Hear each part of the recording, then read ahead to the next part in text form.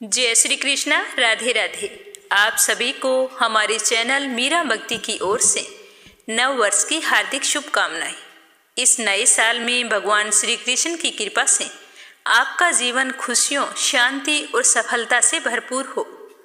आइए इस वर्ष को आध्यात्मिकता, भक्ति और प्रेम से सरोबार करें।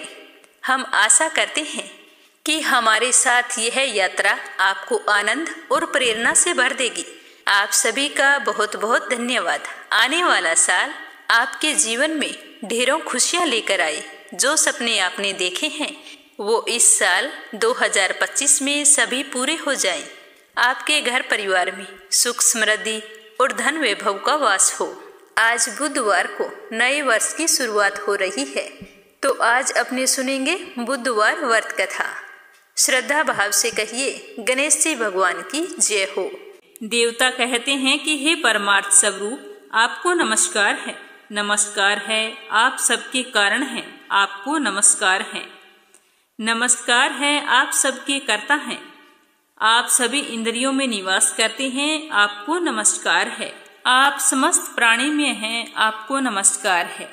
हे सुरेश, आप भूत सृष्टि के कर्ता और संहारक हैं, आपको नमस्कार है, आपको नमस्कार है। आप समस्त बुद्धियों के प्रबोध रूप हैं, संसार की उत्पत्ति और लय करने वाले हैं, आपको नमस्कार है, आपको नमस्कार है। हे अखिलेश, आप विश्व के पालक हैं, कारणों के भी कारण, आपको नमस्कार है। आप वेदज्ञों के लिए भी अदृश्य हैं, आपको नमस्कार है। नमस्कार है, आप सबको वर देने वाले हैं, आपको बारंबार नमस्कार है। आप वाणी के विचार से परे हैं, वाणी से आपके स्वरूप का कथन नहीं किया जा सकता, आपको नमस्कार है, आपको नमस्कार है। आप विघ्नों का निवारण करते हैं, आपको नमस्कार है। आप अभक्त के मनोरथ को नष्ट करने वाले हैं, आपको नमस्कार है। आप भक्तों के मनोरथ को जानने वाले हैं, आपको नमस्कार है। आप अपने भक्तों के मनोरथों के स्वामी हैं, उनके मनोरथ को सिद्ध करने वाले हैं, आपको नमस्कार है, नमस्कार है। आप विश्व की सृष्टि करने में कुशल हैं, आपको नमस्कार है। आप दैत्यों के विनाश के कारण हैं, आपको नमस्कार है। आप संकटों को नष्ट करने वाले हैं, आपको नमस्कार है, नमस्कार है। आप करुणा करने वालों में सर्वश्रेष्ठ हैं, आपको नमस्कार है, नमस्कार है। आपका स्वरूप ज्ञान में है, आपको नमस्कार है, नमस्कार है। आप अज्ञान को नष्ट करने वाले हैं, आपको नमस्कार है।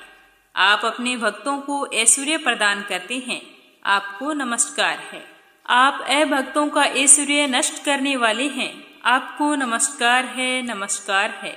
आप भक्तों को मुक्ति देने वाले हैं, आपको नमस्कार है।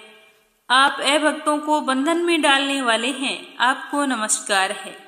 आप अलग अलग मूर्तियों में व्याप्त हैं, आपको नमस्कार है, नमस्कार है। आप तत्व बोध कराने वाले हैं, आपको नमस्कार है, नमस्कार है। आप तत्वज्ञों में सर्वश्रेष्ठ हैं, आपको नमस्कार है, नमस्कार है। आप समस्त कर्मों के साक्षी हैं, आपको नमस्कार है। आप गुणों के स्वामी हैं, आपको नमस्कार है। तो देवताओं के इस तरह से स्तुति करने पर गणेश जी बोले कि आप लोगों के द्वारा किया गया यह स्तोत्र मुझे अत्यंत प्रीति प्रदान करने वाला है। यह स्तोत्र संकट नाशन के नाम से विख्यात होगा, इसीलिए इसे पढ़ने वाले तथा सुनने वाले सभी लोगों के लिए यह मनोरथ को पूरा करने वाला होगा। जो भी गणेश जी का भक्त इसे तीनों समय पढ़ेगा, उसके सभी कष्ट दूर हो जाएंगे और वह अपने जीवन में समस्त सुखों का भोग करेगा। तो यह था श्री संकट नाशन गणेश स्तोत्र। हमारी कोई भी मनोकामना हो जो लंबे समय से पूरी नहीं हो रही है, तो हमें इस श्री संकट नाशन स्तोत्र का पाठ आज से शुरू करना है और फिर नियमित रूप से करते रहना है। बहुत ही जल्द आपकी कोई भी मनोकामना हो वो गणेश भगवान अवश्य पूर्ण करेंगे। तो चलिए अब अपने सुनते हैं गणेश जी की कथा। बोलो गणेश गजानन की जय हो। एक समय की बात है, एक नगर में एक बुढ़ी माई रहती थी। वह मिट्टी के गणेश जी की पूजा किया करती थी। रोजाना वह मिट्टी का गणेश जी बनाती और बाद में उसकी पूजा अर्चना किया करती थी। लेकिन वह तो मिट्टी का होता था, इसीलिए रोजाना वो गल जाता था। लेकिन फिर भी बूढ़ी माई ने गणेश जी की पूजा करनी नहीं छोड़ी। एक दिन बूढ़ी माई ने देखा कि उसके पड़ोस में गणेश जी का मकान बन रहा था। वहां पर मिस्त्री लगे हुए थे, तो वो वहां पर गई और वहां जाकर बोली कि हे मिस्त्री, मुझे पत्थर का गणेश बना दो। मैं तो रोजाना गणेश जी भगवान की पूजा करती हूँ, मिट्टी का गणेश बनाती हूँ, जैसे ही पानी डालती हूँ तो वो तो पानी के साथ बह जाता है। तो बुढ़िया की बात सुनकर वो मिस्त्री बोले कि हे बूढ़ी माई, जितनी देर तक हम तेरा पत्थर का गणेश जी गढ़ेंगे उतनी देर में हम अपनी दीवार ना बना लेंगे। एक गणेश जी के लिए हम हमारा समय क्यों खराब करें। तो मिस्त्री के इतना कहते ही बुढ़िया को तो गुस्सा आ गया। वो बोली कि राम करे तुम्हारी यह दीवार कभी भी पूरी ना हो, तुम्हारी दीवार टेढ़ी हो जाए। इतना कहकर बूढ़ी माई तो वहां से अपने घर पर आ गई और पीछे से मिस्त्री ने देखा कि सचमुच दीवार तो टेढ़ी हो गई थी। उन्होंने उस दीवार को ढा दिया, दोबारा चिनाई शुरू कर दी। जैसे ही बनाई फिर वो टेढ़ी हो गई। तो इस तरह पूरा दिन मिस्त्री और मजदूर उसी दीवार को बनाने में लगे रहे। सुबह से शाम हो गई। शाम होते ही सेठ जी आया और उसने पूछा कि आज आप लोगों ने कुछ नहीं किया। तो मिस्त्री कहने लगा कि सेठ जी क्या बताएं, आज एक बुढ़िया आई थी, वो कह रही थी कि मुझे पत्थर का गणेश जी गढ़ दो। तो हमने तो गढ़ा नहीं, हमने सोचा कि हमें देरी हो जाएगी। तो उस बूढ़ी माई को गुस्सा आ गया। वो जाते जाते कह गई कि तुम्हारी दीवार टेढ़ी हो जाए, ये दीवार कभी पूरी ना हो। तभी से ये दीवार सीधी बन नहीं रही है। हमने ना जाने कितनी बार इस दीवार को बना दिया है, लेकिन ये बनाते ही टेढ़ी हो जाती है। हम तो पूरे दिन से इसी दीवार को बना रहे हैं। तो मिस्त्री की बात सुनकर सेठ जी ने बुढ़िया को वहां बुलवाया और कहा कि हे बूढ़ी माई, मैं तुम्हें सोने का गणेश जी बनवा कर दूंगा, पर हे माई, जो तुमने दोष लगाया है उस दोष को दूर करो और आप अपना आशीर्वाद दो कि यह मेरा मकान जल्दी से पूरा हो जाए। तो सेठ जी की बात सुनकर बूढ़ी माई बहुत ही प्रसन्न हुई और मन ही मन गणेश जी को याद किया। गणेश जी का स्मरण करते ही सेठ जी के मकान की दीवार सीधी हो गई। तो यह देखकर सेठ जी तो बहुत ही आश्चर्यचकित हुआ और फिर अपने कहे अनुसार बूढ़ी माई को सोने का गणेश जी बनवा कर दिया। उसी दिन से सेठ जी और सेठ जी के मिस्त्री मजदूरों सभी के मन में गणेश जी के प्रति श्रद्धा भक्ति जाग उठी और सभी ने गणेश जी की पूजा करनी शुरू कर दी। हे गणेश भगवान, जैसे आपने बूढ़ी माई की मनोकामना पूर्ण की वैसी सबकी करना, अपनी कृपा दृष्टि सदैव बनाए रखना। अब सुनेंगे दूसरी कहानी। बोलिए गणेश भगवान की जय हो। एक गांव में माँ बेटी रहा करती थी। एक दिन वह बेटी अपनी माँ से कहने लगी कि माँ, आज गांव के सभी लोग गणेश मेला देखने जा रहे हैं, तो मैं भी मेला देखने जाना चाहती हूँ। तो माँ ने कहा कि बेटा, वहां पर बहुत भीड़ होगी, तुम कहीं गिर जाओगी तो तुम्हें चोट लग जाएगी। तो लड़की ने कहा कि नहीं माँ, मैं तो जाना चाहती हूँ, आज मेरा भी मन है कि मैं मेला देखकर आऊं। तो उसकी माँ ने उसे रोककर कहा कि बेटा, जाने से पहले तुम ये 2 लड्डू ले जाओ और एक लोटे में पानी डालकर दे दिया और कहा कि ये पानी और लड्डू ले जाओ, पहले इसे गणेश जी को खिला देना और थोड़ा सा पानी पिला देना। उसके बाद में जब गणेश जी खा ले तो तुम दूसरा लड्डू खा लेना और बचा हुआ पानी भी पी लेना। तो उस लड़की ने अपनी माँ की सारी बात ध्यान से सुनी और हाँ करके मेला देखने चली गई। मेला खत्म होने पर सारे गांव वाले अपने अपने घर वापिस आ गए, लेकिन वो लड़की वापिस नहीं आई।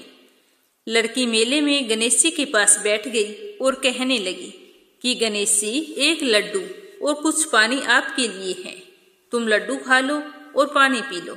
बचा हुआ एक लड्डू और पानी मेरे लिए है। जब तक आप लड्डू और पानी नहीं लोगे तब तक मैं कैसे खा सकती हूँ। इसी तरह वह सारी रात कहती रही। कहते कहते सारी रात बीत गई, लेकिन गणेश जी तो नहीं आए। जैसे ही सुबह होने वाली थी तो गणेश जी सोचने लगे कि अगर मैंने यह लड्डू और पानी नहीं पिया तो ये लड़की अपने घर नहीं जाएगी और इसकी माँ घर पर इसकी चिंता कर रही है। तो गणेश जी ने यह सोचकर एक लड़के का भेष बनाया और वहां आकर बैठ गए। एक लड्डू वहां से लिया, वो खा लिया और फिर थोड़ा सा पानी पी लिया। तो यह देखकर वो लड़की कहने लगी कि तुम कौन हो तो गणेश जी ने कहा कि मैं गणेश जी हूँ जिसे तुम सारी रात से पुकार रही हो। मैं तुम्हारी श्रद्धा भक्ति से बहुत ही प्रसन्न हूँ। तुम बोलो क्या मांगती हो। तो लड़के के भेष में आए गणेश जी की बात सुनकर लड़की मन ही मन सोचने लगी कि क्या मांगू, अन्न मांगू या धन मांगू, या अपने लिए अच्छा सा वर मांगू, खेत मांगू या महल मांगू। इस तरह से वो अपने मन में सोच रही थी। तो गणेश जी तो उसके मन की सारी बात को जान गए। वो लड़की से बोले कि तुम जाओ, अपने घर जाओ, जो भी तुमने मन में सोच रखा है वो सारा तुम्हें मिल जाएगा। तो वह लड़की इस तरह से सुनकर बहुत ही प्रसन्न हुई और अपनी घर की तरफ चल पड़ी। जैसे ही वो अपने घर पहुंची तो माँ ने पूछा कि बेटा इतनी देर कैसे हो गई, सारी रात बीत गई। मेरा तो चिंता के मारे बुरा हाल था। मैं तो सोच सोच कर परेशान हो रही थी कि तुम ना जाने कहाँ हो, किस हाल में हो। अब तुम मुझे बताओ कि तुम कहाँ थी। तो अपनी माँ की बात सुनकर उसकी बेटी बोली कि माँ, आपने जैसा कहा था मैंने तो वैसा ही किया था। मैं तो सारी रात गणेश जी को बुलाती रही। सुबह होने वाली थी तभी जाकर गणेश जी आए थे। तो जैसे ही गणेश जी ने लड्डू खाया, पानी पिया, तो मैं घर आ गई। इस तरह कहते हुए उसने अपनी माँ को गणेश जी से हुई सारी बातचीत बता दी। और फिर देखते ही देखते जैसा लड़की ने मन में सोचा था उसे वैसा सब कुछ मिल गया। अगली कहानी। एक बहुत ही गरीब और अंधी बूढ़ी माई थी। उसका छोटा सा परिवार था जिसमें उसका बेटा और एक बहू रहती थी। बूढ़ी माई की गणेश भगवान में बहुत ही श्रद्धा थी। वह हमेशा गणेश जी की पूजा किया करती थी। तो एक रोज गणेश जी ने कहा कि बूढ़ी माई कुछ तो मांग, मैं तेरी पूजा से बहुत ही प्रसन्न हूँ। तो बूढ़ी माई गणेश जी की बात सुनकर कहने लगी कि भगवान मुझे तो मांगना नहीं आता है, मैं तुमसे क्या मांगू। तो गणेश जी कहने लगे कि कोई बात नहीं, आज तुम घर पर अपने बेटे बहू से पूछ कर आ जाना, कल मैं फिर आऊंगा, तब मुझे बता देना कि तुम्हें क्या चाहिए। तो बुढ़िया ने कहा ठीक है, और वो बड़ी ही खुशी खुशी अपने घर आई। घर आकर अपने बेटे से बोली कि बेटा आज मुझे प्रभु विनायक बाबा ने स्वयं दर्शन दिए हैं और मुझे वरदान मांगने के लिए कहा है, लेकिन मुझे तो पता ही नहीं कि मैं क्या मांगूं। इसीलिए आज तुम ही मुझे बताओ कि मुझे क्या करना चाहिए। गणेश जी भगवान तो कल फिर आएंगे। तो उसके बेटे ने कुछ देर सोचने विचारने के बाद में कहा कि माँ धन दौलत मांग लो। तो बेटे की बात सुनने के बाद बुढ़िया अपनी बहू के पास गई और जाकर पूछा कि बहू अब तुम बताओ। तो सास की बात सुनकर बहू बोली कि माँ जी हमारी शादी को ना जाने कितना समय हो गया है, अभी तक संतान की प्राप्ति नहीं हुई है, आपको भी पोता चाहिए, तो क्यों ना आप पोता मांग लो। तो बेटे और बहू की बात सुनकर बुढ़िया सोचने लगे कि ये दोनों तो अपने मतलब की चीज मांग रहे हैं।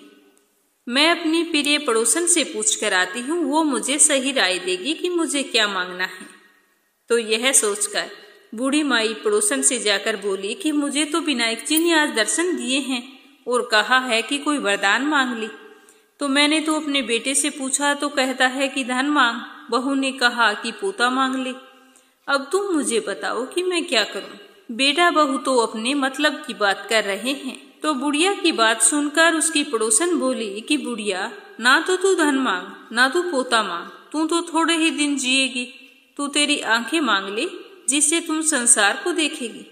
तो पड़ोसन की बात सुनकर बुढ़िया सोचने लगी कि अगर मैं आंखें मांग लूंगी तो संसार का क्या देखूंगी, जब मेरे बेटे बहू के अलावा कुछ भी नहीं है। अगर पोते पोतियां होते तो मैं उन्हें अपनी आंखों से देखती, आंखों से देखने लायक मेरे लिए तो कुछ भी नहीं है। यह सोचती सोचती बुढ़िया घर आ गई। सारी रात सोचने में ही विचार दी। सुबह जल्दी उठी, नहा धोकर फिर वो गणेश जी के मंदिर चली गई और वहां बैठी मन में सोच रही थी कि ऐसा क्या वरदान मांगूं कि जिससे बेटा बहू भी खुश हो जाए और मेरा मतलब भी सिद्ध हो जाए। इतनी ही देर में वहां पर गणेश जी आ गए और बोले कि बूढ़ी माई आज कुछ मांग ले, आज मैं फिर आया हूँ। तो वह बोली कि हे गणेश जी भगवान, मैं आपको प्रणाम करती हूँ, मुझे तो और कुछ नहीं चाहिए। मुझे आंख दे जिसे सोने के कटोरे में पोते को दूध पीता हुआ देख सकूं और अंत काल में मोक्ष दे। तब गणेश जी बोले कि बूढ़ी माई तूने तो मुझे ठग लिया, तुमने तो भोली बनकर सब कुछ मांग लिया। और मुस्कुराने लगे और कहा कि बूढ़ी माई, जैसा तुमने कहा है वैसा सब कुछ तुम्हें मिल जाएगा। यह कहकर गणेश जी वहां से अंतर्ध्यान हो गए और बूढ़ी माई को मांगे अनुसार सब कुछ मिल गया। हे गणेश जी भगवान, जैसा आपने बूढ़ी माई को दिया वैसा सबको देना और अपनी कृपा दृष्टि हम सब पर बनाए रखना। अगली कहानी। एक समय की बात है कि एक गांव में एक बूढ़ी माई रहती थी। वह गणेश जी की परम भक्त थी। जब भी वह पूजा करती तो गणेश भगवान से कहती कि गणेश भगवान, मुझे नाती देना, पोता देना।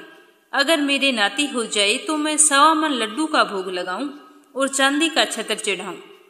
गणेश भगवान की कृपा से बूढ़ी माई की बहू ने बहुत ही सुंदर पुत्र को जन्म दिया। तो बूढ़ी माई ने ना तो भोग लगाया और ना चांदी का छतर चढ़ाया।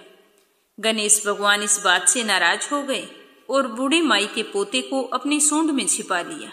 बूढ़ी माई अपने पोते को ना देखकर बहुत ही परेशान हो गई और पूरे गांव में इधर उधर ढूंढने लगी। तो पूरे गांव में जैसे ही पता चला तो हल्ला मच गया कि बूढ़ी माई का पोता खो गया है, बूढ़ी माई का पोता खो गया है, ना जाने कौन ले गया। पूरे दिन सारे गांव वाले और बूढ़ी माई ढूंढ ढूंढ कर परेशान हो गए थे। अंत में बुढ़िया बिल्कुल थक कर हार गई, बिल्कुल बेबस लाचार और आंखों से आंसू बह रहे थे। तो वो एक जगह बैठने लगी। तो बैठते समय बूढ़ी माई के मुंह से निकला कि गणेश भगवान, ना जाने मुझसे क्या गलती हो गई। तो इतना कहते ही बूढ़ी माई को अपना बोला हुआ प्रसाद और छतर याद आ गया। तो वह भागी भागी गणेश जी के मंदिर गई। तो गणेश जी ने बुढ़िया को देखते ही उसके पोते को अपनी सूंड में से बाहर निकाल दिया। तो अपने पोते को सकुशल देखकर बुढ़िया बड़ी ही प्रसन्न हुई। उसके बाद बूढ़ी माई ने 2.5 मन लड्डुओं का भोग लगाया और चांदी का छतर चढ़ाया। गणेश जी भगवान बहुत ही प्रसन्न हुए, जिससे बुढ़िया के घर में रिद्धि सिद्धि का वास हो गया। हे गणेश जी महाराज, जैसा आपने बूढ़ी माई को दिया वैसा सबको देना। कहानी कहने वाले को, कहानी सुनने वाले को, सभी पर अपनी कृपा दृष्टि बनाए रखना। प्रेम से बोलो गणेश जी भगवान की जय हो। अगली कहानी। एक बार एक नगर में एक मालिन रहती थी। उसके पति की मौत हो गई थी। उस समय उसके 4 साल का एक पुत्र था। उस मालिन की सास बहुत ही कठोर हृदय वाली स्त्री थी। वह अपनी बहू को बहुत ही तकलीफ देती थी। एक दिन सास ने बहू और पोते को घर से निकाल दिया। दोनों रोते रोते एक जंगल में जा पहुंचे। वहां जाकर एक बड़े से पेड़ के नीचे बैठ गए। वहां से थोड़ी ही दूरी पर एक गणेश जी का मंदिर था। वहां बहुत सारे लोग दर्शन करने के लिए आ जा रहे थे। दर्शन करने के बाद में गणेश जी को प्रसाद भी चढ़ाते थे। फिर वह प्रसाद सबको बांटते थे। इस प्रसाद से ही माँ बेटी वहां पर अपना गुजारा करने लगी। धीरे धीरे वे दोनों गणेश जी की पूजा पाठ में लग गए। एक दिन उन्होंने सोचा कि क्यों ना हम जंगल से फूल लाकर यहाँ पर बेच देते हैं। जो लोग पूजा के लिए आते हैं वो लोग फूल तो खरीदेंगे, जिससे हमारा गुजारा भी अच्छे से चल जाएगा। तो माँ बेटे यह सोचकर रोजाना जंगल से फूल लाते और उनकी माला बनाकर बेचने लगे। साथ में पूजा की सामग्री और प्रसाद भी बेचने लगे, जिससे उनकी अच्छी आमदनी होने लगी। गणेश जी की कृपा से आमदनी उनकी बढ़ने लगी। जल्द ही उन्होंने एक मकान बना लिया और एक छोटी सी दुकान भी बना ली। एक दिन राजा की बेटी, जो मंदिर में रोजाना पूजा करने के लिए आती थी, उसने मालिन के बेटे को देख लिया। देखते ही राजकुमारी तो उस पर मोहित हो गई और उससे विवाह करने की सोचने लगी। उसने अपने मन की बात अपनी माँ से कही। तो उसकी माँ ने कहा कि बेटा, यह तो मालिन का बेटा है और तुम एक राजा की राजकुमारी हो। यदि तुमने उससे विवाह किया तो तुम्हारी और तुम्हारे पिताजी की बहुत ही बेइज्जती होगी। लेकिन राजकुमारी पर अपनी माँ की बातों का कोई भी असर नहीं हुआ। वो तो बस अपनी बात पर अड़ी थी। उसने कहा कि मैंने तो प्रतिज्ञा कर ली है कि मैं तो उसी से विवाह करूंगी। अब माँ, तुम ही जाकर राजा को सारी बात बताओ। तो जैसे ही उसकी माँ ने राजा से कहा तो राजा ने मना नहीं किया, विवाह के लिए तैयार हो गई और बड़ी धूमधाम से अपनी बेटी का विवाह मालिन के बेटे के साथ कर दिया।